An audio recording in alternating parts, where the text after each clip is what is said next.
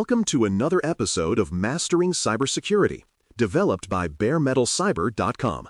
Let's dive in.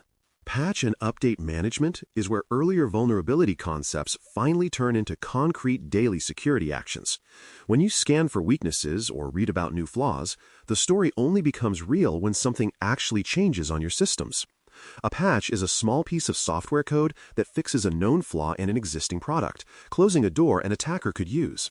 An update is a broader bundle of improvements, which might include security fixes, stability improvements, or minor features.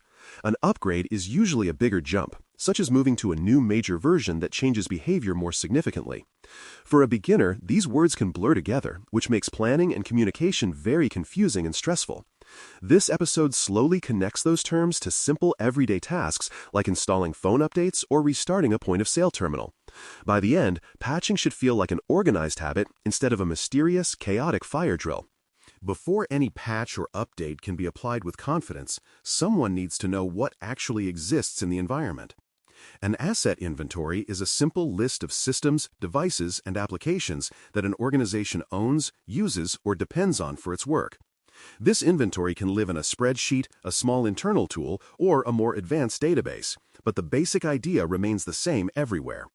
Each entry should describe at least the device or application name, where it lives, and its business importance, such as a cash register versus a breakroom computer. In a campus bookstore, that might mean listing point-of-sale terminals, price scanners, back-office laptops, and the small server hosting inventory data. When a new critical patch appears, the inventory acts like a map showing which items might be affected. With that map, patching stops being random guessing and becomes a targeted, traceable activity. Once the inventory exists, the next practical challenge is figuring out which items need updates at any moment. This usually starts with checking installed software lists on each system and comparing them to vendor advisories or update feeds. Many operating systems offer built-in views that show version numbers for installed applications, which can be matched against version information in vendor notes. For a small nonprofit that relies on donated laptops, staff might run a simple script or use a basic management tool to collect these lists into one place. Vendors publish security advisories that describe issues and the versions that fix them, even if the language feels technical. Connecting those advisories back to the inventory shows which machines are missing important fixes. Over time, this habit builds awareness of how quickly vulnerable software appears and how often it needs attention across the environment. Not every patch has the same urgency, so a basic sense of prioritization is essential for sane decision-making. Severity ratings describe how damaging exploitation could be, while exposure describes how easy it is for attackers to reach the vulnerable system. A critical flaw in a web server that faces the internet from a small online bookstore usually deserves faster action than a low-risk issue in an internal reporting tool. Many advisories include simple labels like low, medium, high, or critical, which beginners can use without advanced mathematical risk models.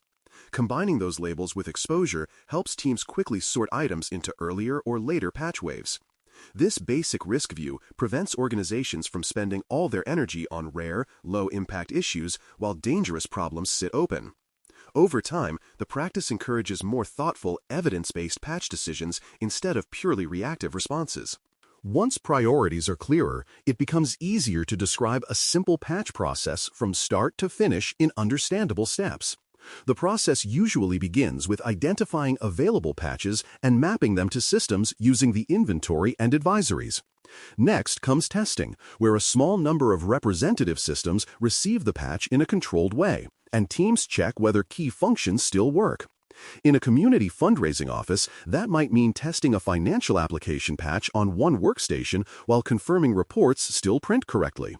After testing, scheduling places the patch into a maintenance window, and deployment sends it to the broader group of systems. Finally, verification checks confirm that the patch installed successfully and that no major issues appeared afterward. This structured flow acts like a rhythm that reduces surprise and keeps patching from feeling like random emergency work. A maintenance window is a planned period when systems can experience downtime, restarts, or slow performance without causing unacceptable disruption. Instead of surprising users with sudden reboots, teams negotiate these windows with business owners so everyone knows what to expect.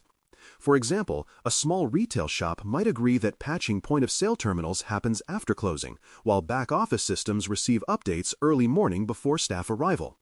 In a clinic, certain clinical systems might only be patchable during weekend windows when patient appointments are not booked.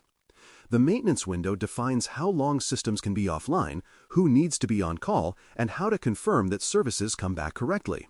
By treating downtime as a scheduled event rather than an accident, organizations transform patching from a feared disruption into a manageable routine supported by clear agreements. Different types of systems often require different patching rhythms, tools, and precautions, which can surprise beginners at first. Laptops may receive updates when they connect to the corporate network or a management service, which can be unpredictable if staff travel widely. Servers usually demand stricter planning because they host applications that many people rely on simultaneously throughout the day. Network devices like routers, firewalls, and switches might support fewer automated tools, requiring more careful manual planning to avoid cutting off connectivity. Cloud services sometimes handle parts of patching on the provider side, yet customers remain responsible for configurations, applications, and sometimes virtual machines. In a small web startup, developers might patch application servers frequently, while network devices follow a slower, high-caution schedule. Understanding these different rhythms helps teams avoid assuming that one patch plan fits all technology types. Because patches often require reboots or short outages, user communication becomes a critical part of successful patch management. People are far more accepting of brief interruptions when they know when they will happen, how long they might last, and what benefits they bring. A clear, simple message can explain that updates improve security and stability while outlining the exact maintenance window and any steps users must take afterward. For a college computer lab, signage and email might tell students that lab machines will reboot after closing to install important fixes. In a small clinic, staff could receive reminders that electronic health record sessions should be saved before a certain time. When users feel informed rather than surprised, they become allies instead of critics, which greatly reduces resistance to necessary security work. Even with planning and communication, some patches cause problems by breaking functionality, changing interfaces unexpectedly, or interacting badly with existing configurations. Because of this, rollback plans are a vital safety net that allow teams to return systems to a known good state when needed. A rollback might involve uninstalling the patch, reverting a virtual machine snapshot, or restoring a system image taken before deployment. In a fundraising office, a patch that breaks access to a donor database could trigger a decision to roll back and reschedule after further testing. Documented rollback steps should include who can approve the decision, how to perform it, and how to confirm that services actually return to normal. Having this safety net encourages teams to patch confidently rather than delay updates indefinitely out of fear. There are times when organizations simply cannot apply a patch, which can feel uncomfortable but is a common reality. Some systems reach an unsupported state, where the vendor no longer provides fixes, often because the product is too old. Other times, critical business applications depend tightly on specific versions of software, and upgrading might break important workflows or integrations. In a small manufacturing shop, an aging control system might run only on a legacy operating system version that cannot be updated safely. When patching is impossible or unreasonably risky, teams usually create formal exceptions that acknowledge the open risk and the reasons for delay. These exceptions should never become invisible secrets. They should be tracked, reviewed, and paired with extra safeguards whenever possible. Compensating controls are alternate safeguards put in place to reduce risk when a primary control, such as patching, cannot be fully applied. Instead of fixing the vulnerable software directly, teams try to shrink the attack surface or make successful exploitation much harder. For example, an unpatchable legacy server might be isolated on its own network segment with very limited connections, plus additional monitoring for unusual traffic. A small clinic might restrict physical access to an old device and tighten user permissions so fewer people can interact with it. Extra logging and alerting could also help detect suspicious behavior more quickly, limiting damage even if exploitation occurs. These measures do not erase the vulnerability, but they provide a more defensible position while longer-term solutions are explored or budgeted. Documentation pulls all these activities together into a coherent story that others can understand and evaluate. Recording patch decisions, maintenance windows, exceptions, and compensating controls creates a trail that shows careful thinking rather than guesswork. For a campus bookstore, a simple record might list each patch cycle, which systems were updated, whether any issues occurred, and how they were resolved. Exception records can explain why certain systems remain unpatched, who accepted the risk, and when the situation will be reviewed again. When auditors or security reviewers examine these records, they can see a structured approach to risk management instead of scattered, unrepeatable actions. Clear documentation also helps new team members learn the organization's patching habits and responsibilities more quickly, strengthening resilience over time. Patch and update management ultimately becomes an ongoing habit rather than a one-time project, continually translating vulnerability information into safer systems.